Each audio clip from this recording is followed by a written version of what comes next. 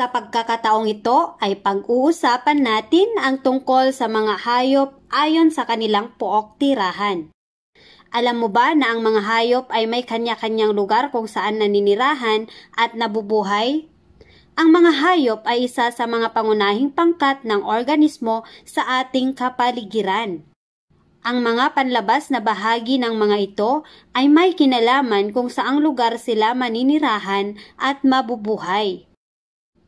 Ang mga lugar kung saan naninirahan ang mga hayop ay tinatawag nating habitat. So ano nga ba ang habitat? Ang salitang habitat ay isang siyentipikong salita na nangangahulugang tirahan. Ito ay tumutukoy sa isang lugar kung saan namumuhay ang isang hayop o halaman. Ito rin ay ang lugar kung saan sila ay maaaring makahanap ng pagkain, tirahan, proteksyon at mga kapareha para sa pagpaparami. Ang tirahan ng mga hayop ay nahahati sa dalawang bahagi. Ito ay ang lupa at ang tubig. Ang mga hayop na naninirahan sa lupa ay karaniwang gumagalaw gamit ang kanilang mga paa sa paglakad at pagtakbo, katawan sa paggapang, at pakpak para makalipad. May iba't ibang bahagi kung saan maaaring manirahan ang mga hayop sa kalupaan tulad ng kagubatan, bukid, hardin at tahanan. At ang ilang halimbawa ng mga hayop na naninirahan sa kagubatan ay unggoy, usa, chipmunk, ibon, elepante, giraffe at leon. Ang mga hayop na ito ay hindi karaniwang nakikita sa ating paligid sapagkat ang mga ito ay maiilap at mababangis. Narito naman ang mga halimbawa ng mga hayop na naninirahan sa bukirin. Ang ilan sa mga ito ay baka, kalabaw, baboy, manok, pato at kambing. Ang mga hayop na ito ay karaniwang inaalagaan ng mga tao at pinagkukunan ng pagkain. Ang ilan sa mga ito ay nakatutulong rin sa mga gawain ng ating mag-anak, tulad na lang ng isang kalabaw. Ito ay nakatutulong sa mga gawaing bukid tulad na lang ng pag-aararo at pagbubuhat. Narito naman ang ilan sa mga halimbawa ng hayop na matatagpuan sa hardin. Mayroon tayong uod, uwang, tutubi, paru-paro, tipaklong at gagamba. Ito naman ang halimbawa ng mga hayop na naninirahan sa loob ng ating tahanan. Ang mga hayop na ito ay karaniwang inaalagaan natin kung kaya't araw-araw din natin silang nakikita at nakakasama. Ang ilan sa mga ito ay aso, pusa, koneho, parrot, kalapati, pagong at isda. Mayroon ding iba't ibang uri ng insekto na matatagpuan sa tahanan tulad ng ipis, langaw, lamok, langgam at anay.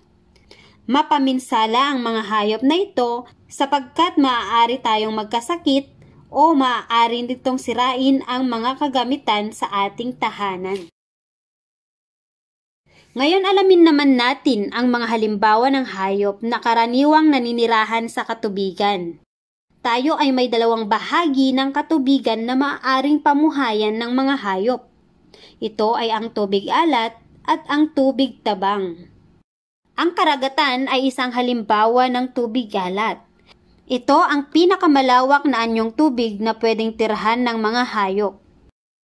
Makikita natin rito ang libo-libong bilang ng hayop na kung saan ang ilan rito ay maaaring pagmulan ng ikabubuhay ng mga tao. Ang mga halimbawa ng mga hayop na naninirahan rito ay balyena, pating, pagi, dikya, starfish, clownfish at corals. Ang batis, ilog at lawa ay mga halimbawa naman ng tubig tabang. Tulad ng karagatan, may mga hayop ring naninirahan rito, tulad na lang ng tilapia, bangus, tulya, pagong, buwaya at palaka. Ngunit alam mo bang may mga hayop ring parehong naninirahan sa tubig at sa lupa? Ang halimbawa nito ay ang palaka, pagong at ang buwaya. So hayan, malinaw na ba sa'yo kung saan nakatira ang bawat hayop? Upang higit mong maunawaan, subukan naman nating tukuyin kung saan ang pook tirahan ng mga sumusunod na hayop. Nakikita mo ba ang nasa larawan? Ang tawag natin sa hayop na ito ay kabayo. Saan natin karaniwang natatagpuan o nakikita ang isang kabayo? A. Bukirin, B. Tahanan, C. Kagubatan, D. Karagatan. Piliin ang titik ng tamang sagot. Tama! Ito naman ay dolphin. Saang bahagi ng katubigan matatagpuan ang dolphin? A. Tubig alat, B. Tubig tabang. Piliin ang titik ng tamang sagot. Tama! Ang hayop na ito ay tinatawag naman nating aso. Saan naman ang pook tirahan ng mga aso? A. Kagubatan, B. Bukirin, C. Tahanan, D. Karagatan. Piliin ang titik ng tamang sagot. Tama! Nakakita ka na ba ng hayop tulad ng nasa larawan? Ang tawag natin dito ay ahas. Ang ahas ay halimbawa ng isang mabangis na hayop. Saan natin karaniwang matatagpuan ang mga ahas? A. Kagubatan, B. Bukirin, C. Tahanan, D. Karagatan. Piliin ang titik ng tamang sagot. Tama! Ang husay! Ngayon, alam mo na kung saan naninirahan ang mga hayop na nakikita natin sa ating paligid.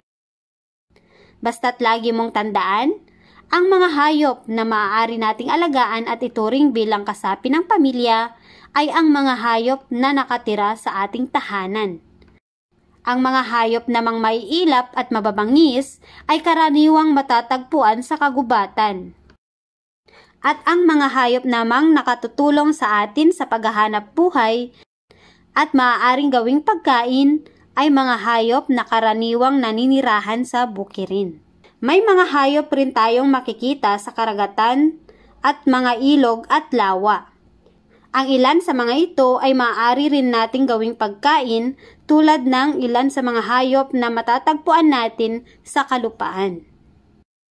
Ngayon, ihanda naman ang iyong sarili para sa mga sumusunod na gawain.